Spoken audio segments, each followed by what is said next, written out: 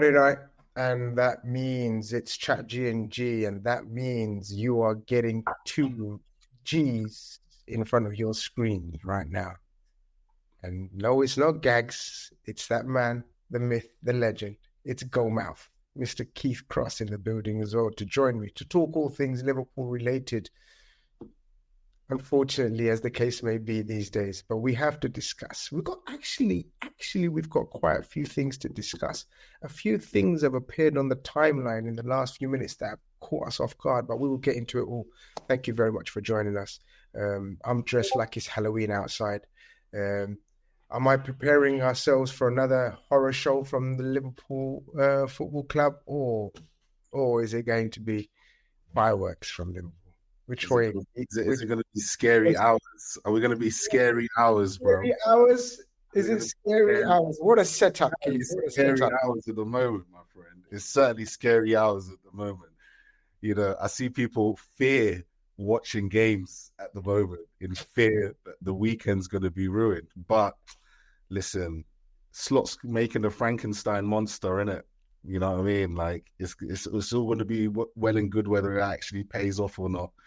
What are you like? Like, obviously, look, people have been like,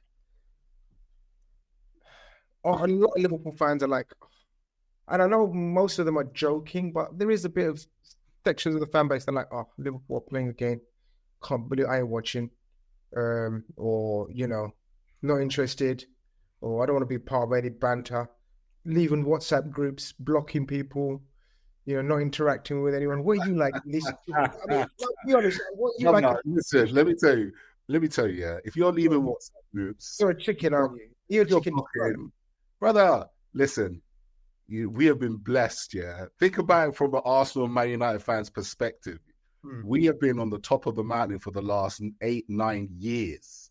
They have had to put up with. I know my WhatsApp groups have had to put up with me as early as the summer. When I was sending WhatsApp videos with a rum and coke dancing as Dominic Soboslai hit a top mid. So you gotta give and take, right? You know what I mean? At the end of the day, you gotta enjoy the moments. This is why I say a lot of the times I see Liverpool fans online, and when the things are good, everyone's like, yeah, but we don't know what's gonna happen next. And I'm always like, nah, man, you gotta enjoy it when the going's good. And then when the going's bad, you just got to take it on the chin. Do you know what I mean? You got to take it on the chin. And 100%. I agree with you. You know that, because you're going to miss the moment. Like, everyone's scared to celebrate. You're so spot on. When we're winning, when we're doing well, you're right. Everybody's looking around the corner. Now we should know it. Why? Because nothing stays at the top. You know, you're never always going to be winning. You're never going to be in the up all the time. It's a matter of time. If you're at the top, you're going to come down. And when you're at the bottom, it's a matter of time before you go up as well, especially if you're an institution like Liverpool Football Club. And look, we don't like to discuss other clubs, but it's the same. It's the same. Man United, did anyone think Man United will drop to the levels they dropped at 10, 15 years ago? Right? But did anyone think that? No. Did the Invincibles think that they're going to drop to such a level where they became the banter club? Now, we're having a dip, and it's a huge dip. Don't get it twisted.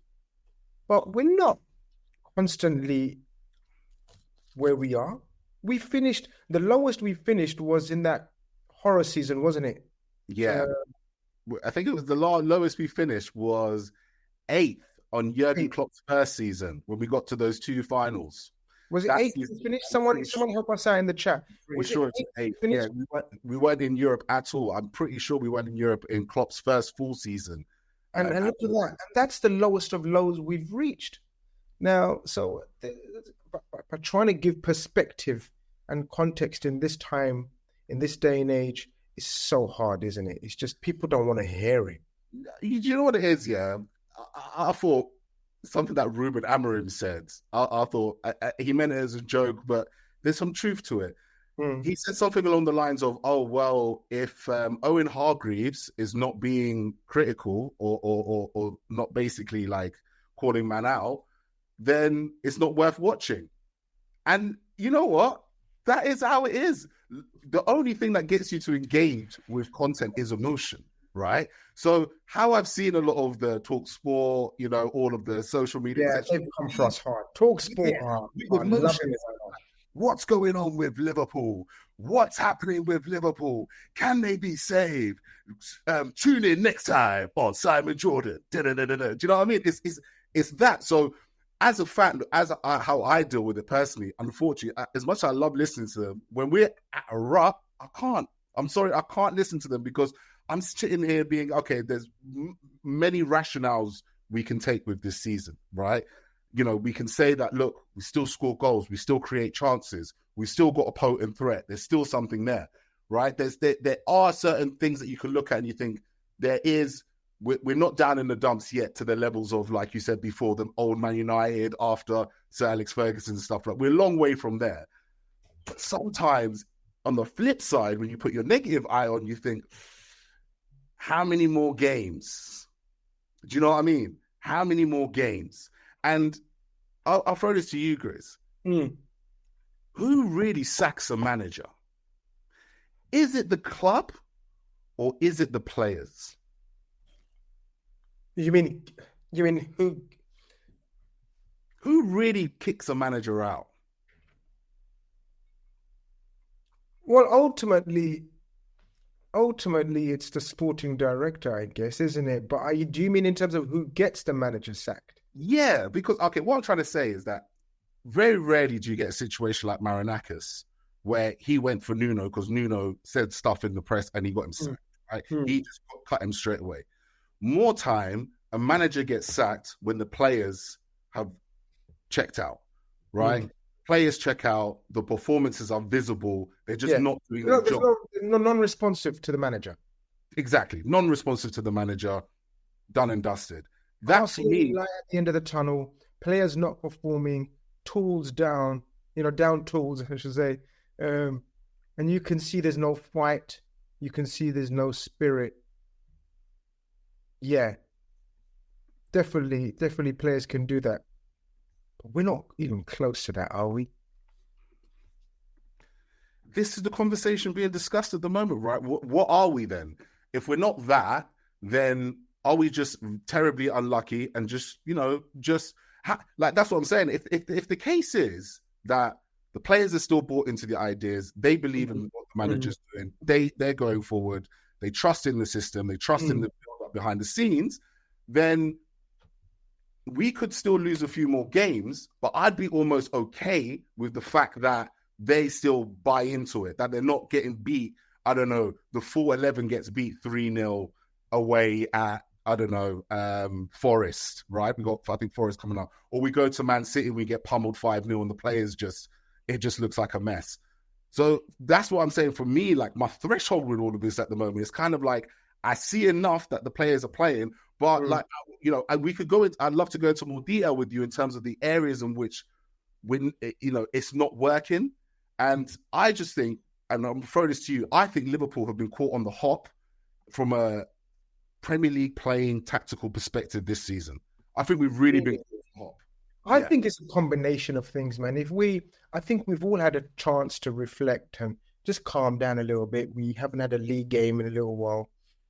And, everyone's doing deep analysis pieces on what's gone wrong, what's going wrong. I genuinely think it's a few simple things. Like, one of the most important things is literally the amount of turnover in players. Like, you've worked in many a business, right? Where you're relying on, you have a team of, I don't know, let's say you have a team of 8 that you have a project with and you're working with them and you're used to them and you know their roles. You know Jack, you know Timothy, you know Helen, you know Rajiv, you know all of their roles, you know your role, everyone's clockwork, morning to night, Monday to Friday. Yeah. And your boss can rely on, he gives the instructions. Sometimes he or she doesn't even give instructions. Everyone knows their role. Then suddenly 3, 4 of those leave for whatever reasons. One passes away tragically. Imagine how you've been working together for 4 or 5 years together, and someone that you see every single day is no longer there. Deep that, man. Sometimes let's just take sometimes let's try to be a bit realistic in how footballers' lives are. They are human beings. So not only as one tragically, not like not through illness, but through a shock car accident, like wow. Yet you're asked to go back to work. Straight away. They were on Keith, that. Keith, They you're were on that on side of it. Well, you're back to work, Keith. And yeah, and the rest of you guys are like, wow, he or she was no longer there now. And there's 7, 8 of you, wherever. And then on top of that, for whatever reason, 3 others leave. You've got a whole brand new team with you, man. And on top of that, the tragedy, man. It's gonna take a little while for your business to operate at the optimum level that it was operating. In any business, in any form of life, in any field, whether it's IT, I don't know, grocery store, I don't know, anything, man, your business will have a detrimental effect on your business. Why are we struggling to put that into a footballing philosophy and footballing? Use the football team as an example. Why are we struggling with that then, my brother? Try to help me out. Yeah, ultimately, it's the environment that we have all contributed to. You know, this idea that, okay, losing and losing football matches and this, that, and the other ultimately leads to, oh, okay, but it is what it is. You know what I mean? You're losing, you're rubbish, you're banter, you're 007, you're this, you're that, you're retweeting. And you know, not only that, you're also kind of using a way to argue that's very much quite a modern online way of arguing, which is, well, you spent £400 million, you spent 500 million, I can't believe you spent this money and you still can't do this. You know, this player costs, even though we all know logically that the player never decides the price tag that's over his head, but people still talk about the price tag. It's almost like sometimes football players don't even have a name. Like you'll see the starting will be £150 million man, 200 million pound man, and we've going through it now because we've signed big players. But it's not to suggest that in the past, someone like Man United, when Paul Pogba, literally the only thing that was ever quoted was him being a world record fee at the time, I think it was, and it was always the fee. Like, you know, I'll throw another one out there. Someone like a Nicolas Pepe, never worth 75 million in his wildest dreams, and it was the only thing that anybody ever fixated on. And so it is, you know, a way of arguing and debating to make sure that you keep your rivals down in the dumps. You know what I mean? But taking it away from a logical perspective, I think one of the toughest things I find is that it's not so much. I don't like the idea that people are now saying, oh, but now you're saying it. Oh, but now things are bad. Now you're saying X, Y, and Z. I actually think the way we started was even more proof about how much emotion there was in the dressing room. It was a rush of euphoria, a rush of emotion. It's like when you start a diet for the first time. Those first couple of weeks, you go for it, you lose, everything's like boom, boom, boom. And then the hard slog begins, dealing with everything, now having to really understand and process the emotions. And I think that's what the Liverpool team are going with. At the same time, when we look at it from a squad perspective, we've lost players because players have wanted to leave. And it really bugs me that people keep saying it as the other way around. It's kind of like, oh, you sold players because you wanted to get Isaac. Players wanted to go. Diaz wanted to go. Nunes, you know, the fans wanted him out. Tsimikas wanted more game time. Elliott wanted more game time. Konza wanted more game time. Kelleher wanted more game time. Joa, of course, you know, God rest his soul, right? What happened to him? Who else did we sell in the end? I think that was it, right? Tyler Morton wanted more game time. Diaz wanted out. So it's not like Liverpool turned around to these players and said, right, you lot are all on the transfer list. Get out. We want to sign Isaac. It was more a case of, right, cool. Players going out, players coming in.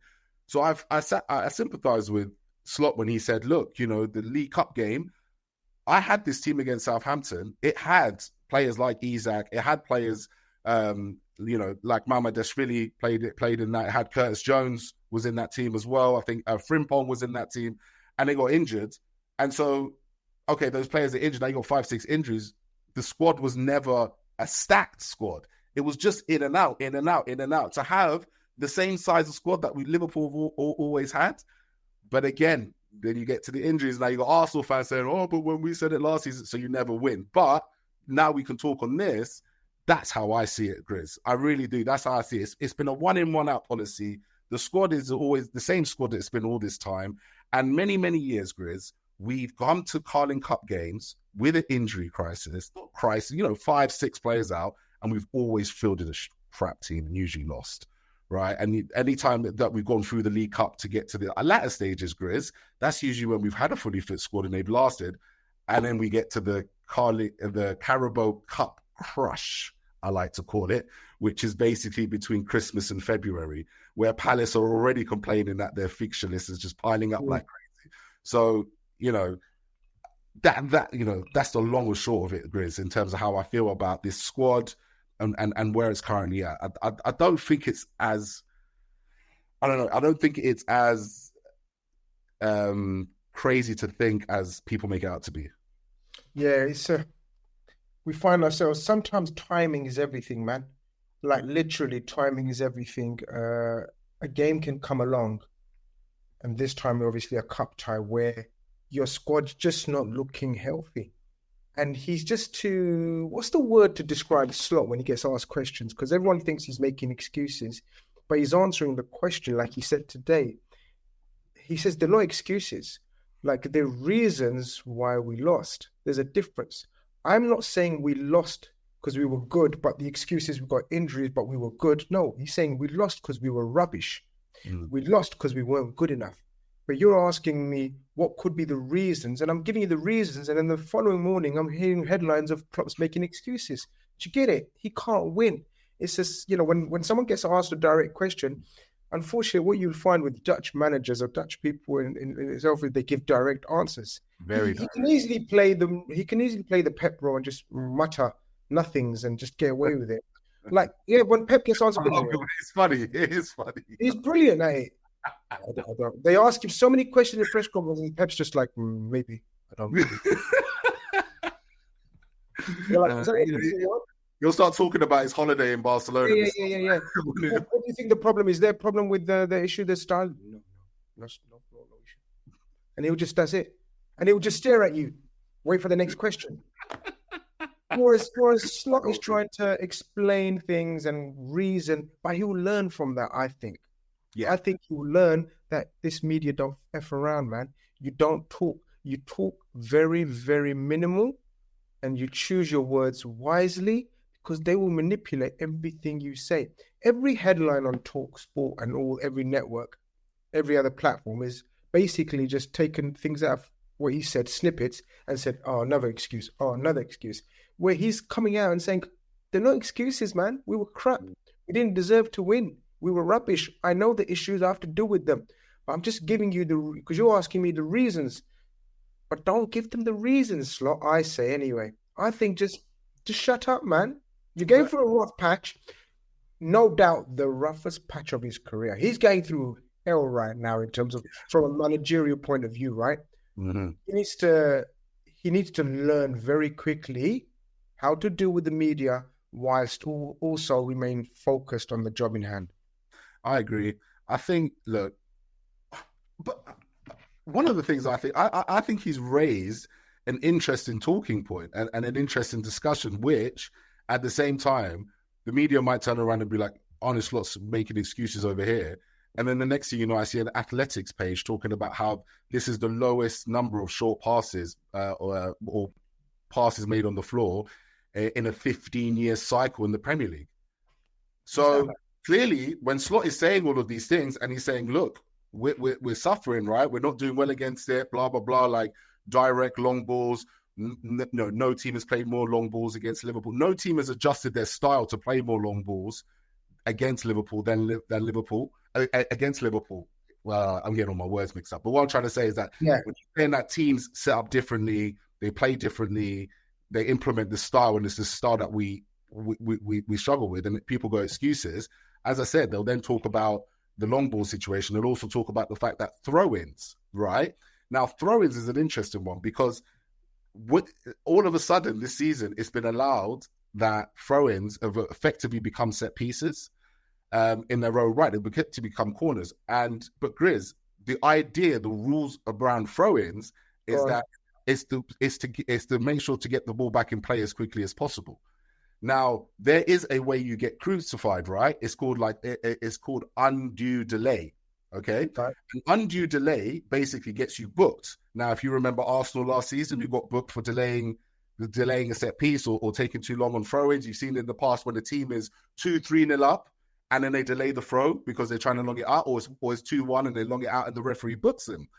So, but now the loophole that clubs have clocked, and which Slot has spoken about, again, if people listen to him, is that now all of a sudden, I mean, against Brentford, they had 10 minutes in total in preparation for throw-ins. Referees will book players within about the first 20 to 30 seconds. So there is a massive loophole. Like the throw-in was never intended to be this weapon that clubs have. But can I say something? Go on. You're sounding like an apologist and an excuse maker, man. I don't want to be that guy. I'm not that Liverpool guy. I'm sorry. I'm sorry.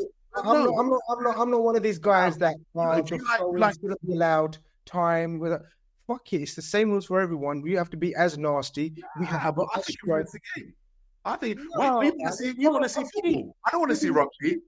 I don't want to see rugby. I don't like rugby. I think rugby is boring. Games of football, man. I couldn't give a shit. Listen, when we used to play under Gerard Houllier, we were nasty to watch. Did I care when we won that treble of trophies? I didn't give a shit how we played, Keith, man. Come on. You're falling for this soft approach about Liverpool and like Arsenal doing it the wrong way. There is no such thing. I'm a hater of Arsenal fans. I am not going to gaslight Arsenal fans, but I'm telling you now, if I was Arsenal, I couldn't give a shit what people like you are talking about, throw-ins and this and time wasting. Honestly, I couldn't give a shit. Would you give a shit if roles reversed? Look, at the end of the day, if you were seeing 7 points, I'd feel dirty, Grizz. I'd feel dirty. You're purist. You're a better man than me. Listen, I'm all for set pieces. Yeah, I'm all for set pieces, particularly corners, free kicks. I'm all for set pieces, right? It was so funny. Everybody was quoting Liverpool tweets about how when we scored all those set pieces, and how many times, Grizz, was I on this show over the years? Oh, no, which almost saying, oh my God, my dad and my uncle doing a stream together. Now we told me, who's your dad and who's your uncle? I want to know which one's the dad, which one's the uncle. Can you make sure you let me know, please? Definitely, on the chat. I love set pieces. I love set pieces more than the next man, right? I love it more than the next man. So what's the issue with this Arsenal? I or anyone else? Brentford. What did Brentford do wrong? Nothing. All this time wasting issue. What did the ref? Okay, but then no. We can do it. It's not what Brentford did wrong. It's what the referee did wrong. The referee but the referee hasn't got any jurisdiction to do anything. Yeah, he does. Yes, he does. There is literally a rule to say that the whole point of a throw is the ball to come back into the pitch straight away. There's literally in the rule book. The way he applies it at this moment in time is basically saying, okay, if you're wasting time, it's one thing, but if you're going to set up and get everybody in the box and get everybody structured to do X, Y, and Z, you're saying that shouldn't be allowed. You're saying that shouldn't be allowed. For the spirit of the game, no. Corners, long balls, do all of that. Dive if you have to dive. Do all of that stuff. But that throw-in nonsense against Brentford on Saturday pissed me off, bro. It really pissed me off. 10 minutes. You don't pay money to watch football being thrown in. It's not rugby. I hear it, but I don't care about it. I think to be a winning football team, you have to be able to counter and defend against any situation, any scenario, whether it's dark arts, whether it's, overcome everything except cheating. That's not cheating, though. So you can't say it's cheating, can you, Keith? You're not going to go past that now, are you? No. It's a loophole. It's a loophole. So for example, when we all have, I'm going to give you a scenario. When we have everyone fit and available, we will have a team of about 7 6-footers. Isak, Gakpo, Szoboszlai, Ekitike, Konate, Virgil. That's 5. Gravenberch, Jones, 8. So we will have 8 6-footers in our team, right? If we get a throw in and we start scoring a goal every other game through long throw-ins where, I don't know, Conor Bradley's learned how to throw it in, hurl it in, you ain't going to hear a whimper from me, my brother. Oh, this is not football. Oh, this is not a thing. Because we're going to have, when everyone's fit and available and we worked our shit out, we're going to have 6, 7 6-footers in that penalty area. And the way Slot's talking, he's looking to focus on set pieces himself as well. He's not looking to shy away from it. I don't think Slot's saying, this is not my style. I think Slot's saying, we need to do more. Are you going to change your mind? Are you going to be a hypocrite and say, no, okay. No, that's the way. There's many ways to skin a cat. Do you know what? As long as the loophole continues to be open, then loophole's there, bro. They take advantage of it. The problem is, Grizz, we don't take advantage. We don't take advantage of it. We had 5 corners against Brentford. 5 corners. Remember, I said to you after the Eintracht Frankfurt game, I said at the end, we had to talk about the team sheet, and I said, I just want Liverpool to score from set pieces. And I said, that is where we get the goals. We scored 2 goals against Frankfurt, and it changed the game, right? Just 1 out of the 5 converted. That's a draw at least, right? Maybe even more, because we would have been able to pile on the pressure. So to your point, in terms of how the season's going and the direction of the season, it has become that. Actually, it's a question, actually. Is set pieces this season the most important tactic in football? It's always been one of the most important things. It's just being highlighted now. Honestly, I can go back.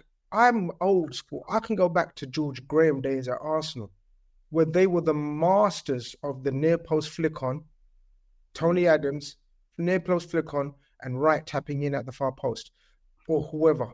That was the most obvious goal scored every week. Every team has Man United under Beckham. Are we forgetting what a potent weapon set pieces were under him? And the Gary Neville throw-in. Before that, Dennis Irwin long throw-in. Yeah. I'm telling you, people, man. Kevin De Bruyne under Man City. Man City had 5, 6, 7 6-footers. They were deadly on set pieces in their heyday when they were winning 4 in a row. Vincent Kompany, Dia, all these mans. Who did they have for that delivery, man? They had David Silva with the delivery, Oh, wow. Yeah. Set pieces and throw-ins is I don't think it's a phenomenon. I'm sorry to say, I just think because Arsenal have taken it up a notch, it seems, right? People are struggling to accept it for what it is. And I don't want to be that guy. Me personally, no. Do better, Liverpool. Don't try to cuss down other teams' tactics and say, moan about them. I can't give a shit.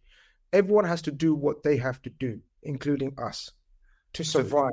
It's a jungle out there, Keith.